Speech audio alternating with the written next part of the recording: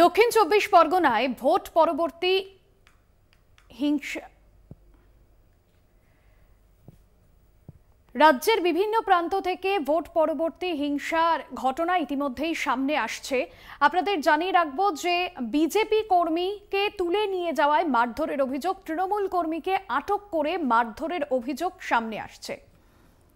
চন্দন কর্মকার প্রতিনিধি রয়েছেন ফোন লাইনে। চন্দন, ঠিক কি ঘটনা ঘটেছিল?